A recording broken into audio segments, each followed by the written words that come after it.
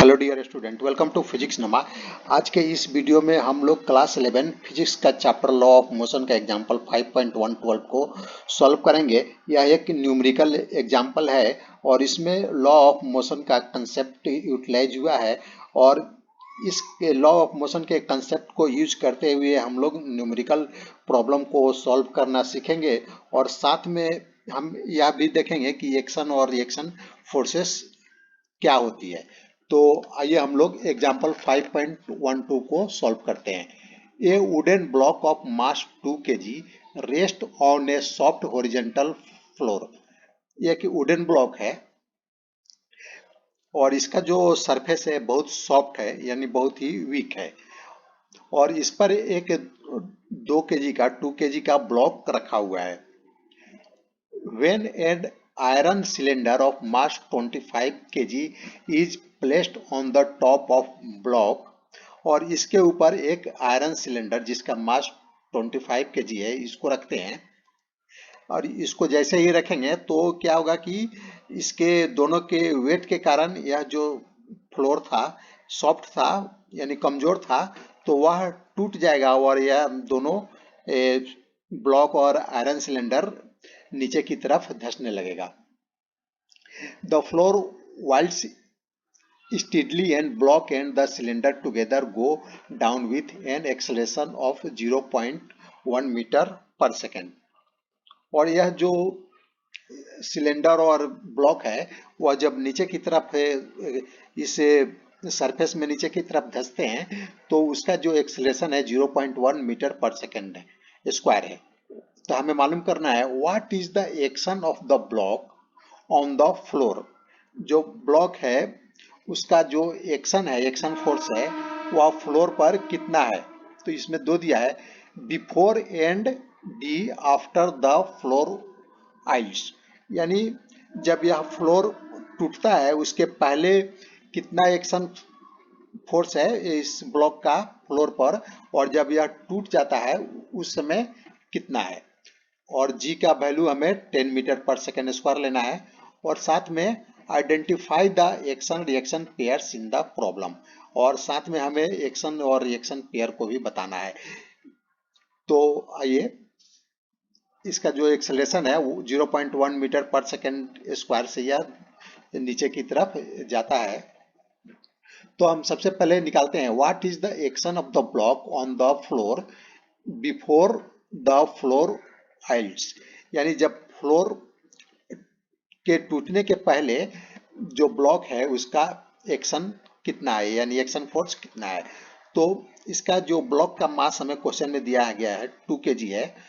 तो इस ब्लॉक पर कौन कौन से फोर्सेस लग रहे हैं उसको निकालते हैं। तो ब्लॉक पर एक तो ग्रेविटेशनल फोर्स लग रहा है। जो ग्रेविटेशनल फोर्स कितना होता है, इसके वेट के, किसी बॉडी पर जो ग्रेविटेशनल फोर्स होता है उसके वेट के इक्वल होता है। तो किसी बॉडी का जो वेट कितना होता है उसके मास और एक्सेलरेशन ड्यू टू ग्रेविटी, इन दोनों को मल्टीप्लाई करेंगे, उन दोनों के प्रोडक्ट के इक्वल होता है। तो ग्रेविटेशनल फोर्स इस ब्लॉक पर लगेगा mg के इक्वल, और ये इक्वल हो जाएगा, इसका मास है 2 kg है और g का वैल्यू हमें 10 लेना है, 10 मीटर पर सेकेंड स्क्वायर लेना है। तो ये हो जाएगा 2 मल्टीप्लाई 10 यानी 20 न्यूटन। इस ब्लॉक पर ग्रेविटेशनल फोर्स कितना लग रहा है, 20 न्यूटन लग रहा है।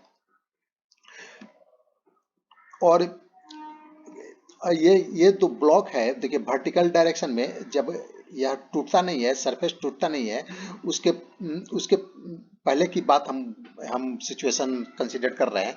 तो यह वर्टिकल डायरेक्शन में मूव नहीं कर रहा है, ब्लॉक मूव नहीं कर रहा है, यानी इस पर जितना ग्रेविटेशनल फोर्स डाउनवर्ड डायरेक्शन में लग रहा है उतना ही normal reaction force upward direction में लग रहा होगा, तभी यह वर्टिकल डायरेक्शन में मूव नहीं कर रहा है। यानी यह दोनों फोर्स आर और एम जी यानी ग्रेविटेशनल फोर्स एक दूसरे को बैलेंस कर रहे हैं, जिसके कारण यह वर्टिकल डायरेक्शन में इसका कुछ मोशन नहीं हो रहा है, यानी एक्सेलरेशन नहीं है, वर्टिकल डायरेक्शन में एक्सेलरेशन नहीं है।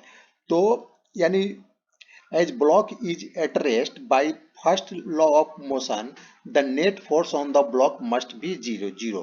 यानी ब्लॉक मूव नहीं कर रहा है, ब्लॉक में मोशन नहीं है, तो न्यूटन्स के फर्स्ट लॉ के अनुसार नेट फोर्स ब्लॉक पर जीरो होगा। तो नेट फोर्स जीरो होगा यानी आर भी कितना हो जाएगा, 20 न्यूटन के इक्वल होगा।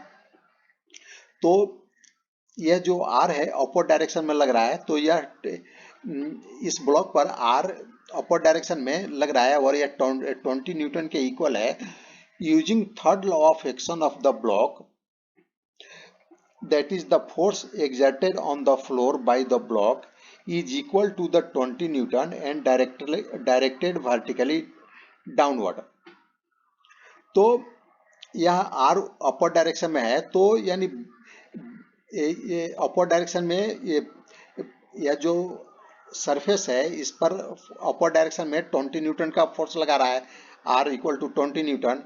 तो न्यूटन्स के थर्ड लॉ के अनुसार क्या होगा, ये दोनों एक दूसरे के कांटेक्ट में है, सरफेस और ब्लॉक कांटेक्ट में है। तो अगर सरफेस से ब्लॉक पर 20 न्यूटन का फोर्स लगा रहा है, तो यह ब्लॉक भी सरफेस पर कितना फोर्स लगा रहा होगा, न्यूटन्स के थर्ड लॉ के अनुसार इसके इक्वल फोर्स लगा रहा होगा। और इसका सिर्फ इसका डायरेक्शन जो होगा अपोजिट होगा, आर के अपोजिट होगा। तो आर अपर डायरेक्शन में है, तो इसका जो डायरेक्शन होगा, ब्लॉक जो फोर्स लगा रहा होगा सरफेस पर, वह इसके अपोजिट होगा, यानी डाउनवर्ड डायरेक्शन में होगा। और मैग्नीट्यूड कितना होगा, 20 न्यूटन होगा।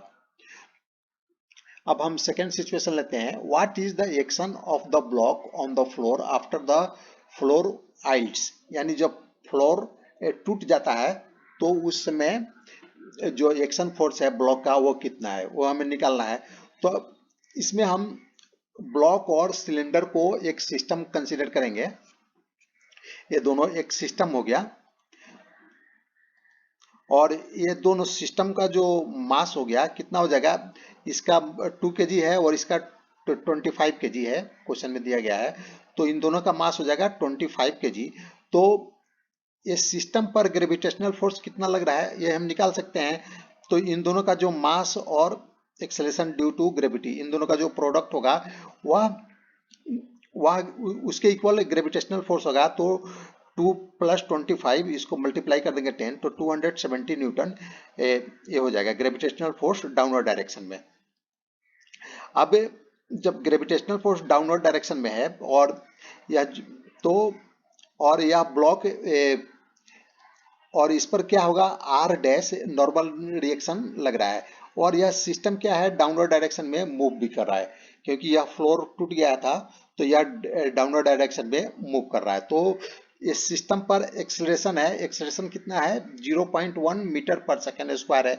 तो अब हम इस सिस्टम पर न्यूटन्स का सेकेंड लॉ अप्लाई करेंगे। तो न्यूटन्स के सेकेंड लॉ के अनुसार क्या होता है, फोर्स इक्वल टू मास और एक्सेलरेशन का प्रोडक्ट के इक्वल होता है। तो हम इस सिस्टम पर नेट फोर्स निकाल लेंगे। तो सिस्टम पर नेट फोर्स क्या हो जाएगा, आप देखिए डाउनवर्ड डायरेक्शन में 270 न्यूटन फोर्स लग रहा है, तो 270 न्यूटन माइनस आर डैश, ये अपर डायरेक्शन में लग रहा है, इस सिस्टम पर आर डैश अपर डायरेक्शन में फोर्स लग रहा है। आर क्या है, रिएक्शन फोर्स है, इस फ्लोर का रिएक्शन फोर्स है अपर डायरेक्शन में। तो ये माइनस आर डैश हो जाएगा, क्योंकि इसका डायरेक्शन अपोजिट है, अपर डायरेक्शन में है और डाउनवर्ड डायरेक्शन के अपोजिट है, तो यह माइनस हो जाएगा, इक्वल टू एम में हो जाएगा यहाँ पर 27, इस सिस्टम का टोटल मास हो जाएगा 27 और एक्सेलरेशन 0.1 न्यूटन है। तो हम यहाँ पर आर डैश को निकाल लेते हैं। तो आर डैश हो जाएगा 270 न्यूटन माइनस 2.7 न्यूटन, यानी आर डैश आ जा रहा है 267.3 न्यूटन। यानी जो ये आर डैश है, ये फ्लोर इस सिस्टम पर फ्लोर कितना फोर्स लगा रही है, रिएक्शन फोर्स 267.3 न्यूटन। तो अब हम न्यूटन का थर्ड लॉ को अप्लाई करेंगे, यानी जितना आर डैश है अपर डायरेक्शन में, यह जो ब्लॉक है उतना ही फोर्स डाउनवर्ड डायरेक्शन में फ्लोर पर लगा रहा होगा। तो न्यूटन्स के थर्ड लॉ के अनुसार, by the third law the action of the system on the floor is equal to 267.3 newton vertically downward. यानी जो हमें क्वेश्चन में जो पूछा गया है कि ब्लॉक फ्लोर पर कितना एक्शन फोर्स लगा रहा है, तो ये हो जाएगा 267.3 न्यूटन। पहले हम क्या निकालना है, आर डैश निकालना है, और आर डैश के इक्वल ही यह जो ब्लॉक फोर्स लगाएगा वह होगा। तो आर डैश कितना आ गया, 267.3 न्यूटन हो गया। तो ब्लॉक का जो एक्शन फोर्स होगा वह डाउनवर्ड डायरेक्शन होगा, उसका मैग्नीट्यूड हो जाएगा 267.3 न्यूटन। अब हमें मालूम करना है इसी को एग्जांपल का नेक्स्ट पार्ट था क्वेश्चन में, identify the action reaction pair in the problem. तो हमें यह जो पेयर दिया गया है, हम यह जो अभी हम लोग ने एग्जांपल देखा उसमें कोई दो पेयर लेना है और उसमें हमें बताना है कि एक्शन और रिएक्शन फोर्सेस को बताना है। तो देखिए हम सबसे पहले ब्लॉक और अर्थ को एक पेयर लेते हैं और उसमें हम बताते हैं कि एक्शन और रिएक्शन फोर्सेस कौन है। तो अगर बिटवीन ब्लॉक एंड अर्थ को लेते हैं, ये ब्लॉक हो गया ये और अर्थ है। तो अर्थ क्या है, ग्रेविटेशनल फोर्स ब्लॉक पर लगा रहा है। The force on the floor bye the block action, the force on the block by the floor reaction. तो देखिए the force of gravity 20 Newton on the block by the earth. हम पहले अर्थ और block का जो पेयर है उसमें निकालते हैं। तो अर्थ है, इस पर कितना फोर्स लगा रहा है, 20 न्यूटन का फोर्स लगा रहा है। इसका मास 2 है और 10 से मल्टीप्लाई करेंगे तो mg हो जाएगा 20। तो 20 न्यूटन का फोर्स अर्थ है डाउनवर्ड डायरेक्शन में लगा रहा है इस पर। The force of gravity 20 Newton on the block by the earth से एक्शन, इसको हम लोग एक्शन फोर्स मान लेते हैं। The force of gravity on the earth by the block equal to 20 newton directed upward. तो जो अगर अर्थ डाउनवर्ड डायरेक्शन में इस पर 20 न्यूटन का फोर्स लगा रहा है, उसको एक्शन मानते हैं, तो ब्लॉक भी अपवर्ड डायरेक्शन में सेम फोर्स लगा रहा होगा न्यूटन के थर्ड लॉ के अनुसार। अपवर्ड डायरेक्शन में 20 न्यूटन का फोर्स लगा रहा होगा, तो उसको हम लोग रिएक्शन फोर्स यहाँ पर मान लेंगे। अब दूसरा सिचुएशन देखते हैं, the force on the floor bye the block. अब ये ब्लॉक है, अगर इसके फोर्स को ब्लॉक इस सरफेस पर फोर्स लगा रहा है तो इसको हम लोग एक्शन फोर्स अगर मान लेते हैं, तो the force on the block by the floor. तो इसके जो फ्लोर है, अगर इस ब्लॉक पर जो फोर्स लगा रहा है तो उसको हम लोग रिएक्शन मान सकते हैं। तो कोई भी अपोजिट भी मान सकते हैं। अगर ब्लॉक इस पर जो फोर्स लगा रहा है एक्शन, तो फ्लोर जो फोर्स लगा रहा है उसको रिएक्शन। ये देखिए, ये अब हम इस सिस्टम का, ये दोनों एक सिस्टम मान लेते हैं। सिस्टम जो है ये ब्लॉक और सिलेंडर, आयरन सिलेंडर को सिस्टम मान लेते हैं। तो इसको हम एक सिस्टम मानते हैं। तो द फोर्स ऑफ ग्रेविटी, इस पर कितना फोर्स लगा रहा है ग्रेविटी, अर्थ के का ग्रेविटेशनल फोर्स 270 न्यूटन लगा रहा है on the system by the earth से द एक्शन फोर्स, इसको हम लोग एक्शन फोर्स मान लेते हैं। तो the force of gravity on the earth by the system reaction. तो ये जो अर्थ इस पर 217 न्यूटन का फोर्स लगा रहा है उसको एक्शन फोर्स मान लेते हैं। तो न्यूटन के थर्ड लॉ के अनुसार क्या होगा, ये सिस्टम भी अर्थ पर उतना ही फोर्स लगा रहा होगा लेकिन अपोजिट डायरेक्शन में लगा रहा होगा फोर्स। तो एक को अगर एक्शन फोर्स मानते हैं तो दूसरे को रिएक्शन फोर्स कंसिडर कर लेंगे। अब उसी तरह यहाँ पर जो ये सिस्टम है, ये सिस्टम फ्लोर पर रिएक्शन फोर्स लगा रहा है। तो ये इसके फ्लोर इस पर एक रिएक्शन फोर्स लगा, एक्शन फोर्स लगा रहा है। ये देखिए एक्शन फोर्स और एक रिएक्शन फोर्स, और इन दोनों के बीच में भी एक एक्शन और रिएक्शन फोर्स हो सकता है, ये सिलेंडर और ब्लॉक के बीच का। अगर ये सिलेंडर का अगर यह फोर्स डाउनवर्ड डायरेक्शन में लगा रहा है, इसको एक्शन मान लें, तो यह जो ब्लॉक है सिलेंडर पर अपर डायरेक्शन में फोर्स लगा रहा है उसको रिएक्शन फोर्स हम कंसिडर कर सकते हैं। The important thing to remember is that action reaction pair consist of mutual forces which are always equal and opposite between two bodies. यहाँ पर एक चीज देखने लायक है या नोट करने लायक है कि जो एक्शन और रिएक्शन फोर्सेस है दो अलग अलग बॉडी पर लगते हैं, सेम बॉडी पर नहीं लगते हैं। अगर सेम बॉडी पर दो इक्वल फोर्सेस और अपोजिट डायरेक्शन में अगर लग रहे हैं तो उसको हम एक्शन और रिएक्शन फोर्सेस नहीं बोल सकते हैं। एक्शन और रिएक्शन फोर्सेस दो अलग अलग बॉडी पर ही जब लगेंगे और ये दोनों का मैग्नीट्यूड सेम होगा और डायरेक्शन अपोजिट होगा तो हम उसको एक्शन और रिएक्शन फोर्सेस कहेंगे। Two forces on same body which happens to be equal and opposite can never constitute an action reaction pair. अब देखिए यहाँ पर ये ब्लॉक जो है इस पर 20 न्यूटन का फोर्स लगा रहा है और इसका जो रिएक्शन है यह भी 20 न्यूटन अपर डायरेक्शन में होगा।